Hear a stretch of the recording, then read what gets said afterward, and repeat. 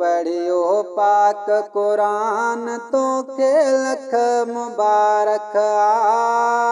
ते हाफिज इस्माइल खान तो के लख मुबारक ते हाफिज इस्माइल खान तो के लख मुबारक तुंहिंजो आला कयो रब शान तो के लख मुबारक ते हाफिज इस्माइल खान तो के लख मुबारक ते हाफिज इस्माइल खान तो के लख मुबारक तो पढ़ियो पाक कुरान तो के लख मुबारक ते हाफिज इस्माइल खान तो के लख मुबारक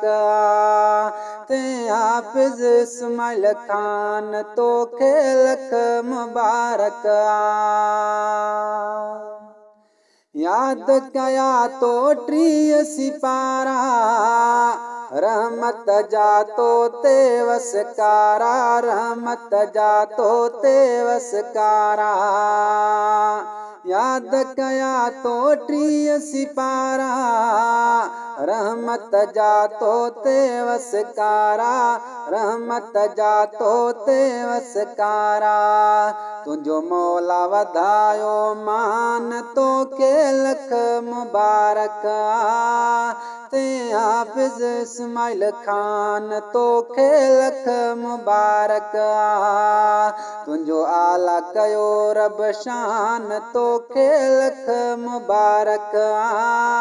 ते हाफिज इस्माइल खान तो के लख मुबारक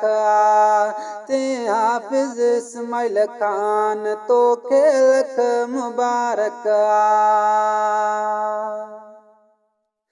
तुंहिंजे अबे तुंहिंजे अमड़ खे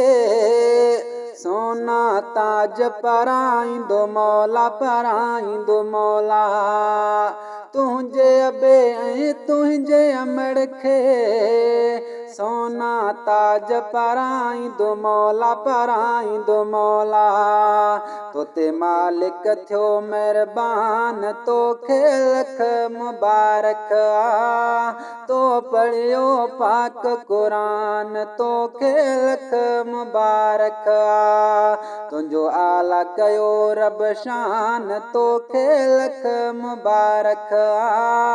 ते हाफिज इस्माइल खान तो के लख मुबारक ते हाफिज इस्माइल खान तो के लख मुबारक रही सलामत सारी हयाती अब्दुल रज़ाक जी अथई दुआही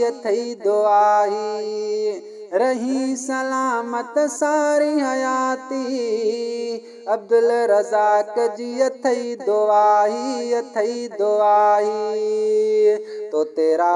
थियो रहमान तो के लख मुबारक ते हाफिज इस्माइल खान तो के लख मुबारक तो पढ़ियो पाक कुरान तो के लख मुबारक ते हाफिज इस्माइल खान तो के लख मुबारक तुंहिंजो आला कयो रब शान तो के लख मुबारक ते हाफिज इस्माइल खान तो के लख मुबारक